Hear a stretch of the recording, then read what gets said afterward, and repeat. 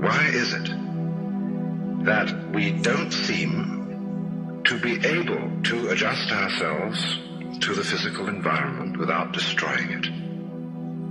Why is it that in a way this culture represents in a unique fashion the law of diminishing returns, that our success is a failure, that we are building up, in other words, an enormous technological civilization which seems to promise the fulfillment of every wish almost at the touch of a button. And yet, as in so many fairy tales, when the wishes finally materialize, they're like fairy gold. They're not really material at all.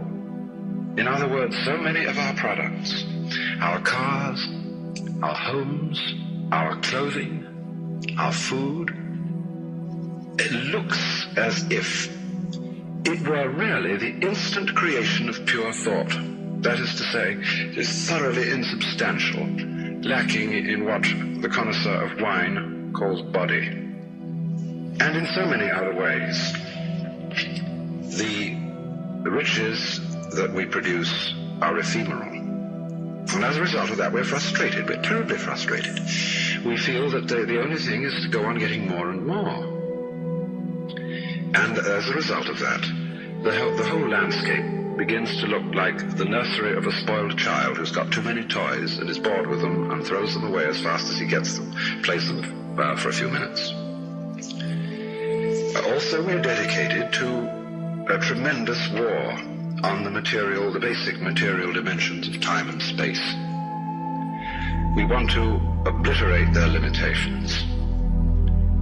We want to get everything done as fast as possible. We want to convert the rhythms and the skills of work into cash, which indeed you can buy something with, but you can't eat it. And then rush home to get away from work and begin the real business of life, to enjoy ourselves. You know, for the vast majority of American families, what seems to be the real point of life, what you rush home to get to, is to watch an electronic reproduction of life. You can't touch it. It doesn't smell, and it has no taste. You might think that people getting home to the real point of life in a robust material culture would go home to a colossal banquet or an orgy of lovemaking or a riot of music and dancing. But nothing of the kind. It turns out to be this purely passive contemplation of a twittering screen. You see mile after mile of darkened houses with that little electronic screen flickering in the room. Everybody isolated, watching this thing, and thus in no real communion with each other at all. And this isolation of people into a private world of their own is really the creation of a mindless crowd. And so we don't get with each other, except for public expressions of getting rid of our hostility, like football or prize fighting. And even in the spectacles one sees on this television, it's perfectly proper to exhibit people slugging and slaying each other, but oh dear no, not people loving each other, except in a rather restrained way.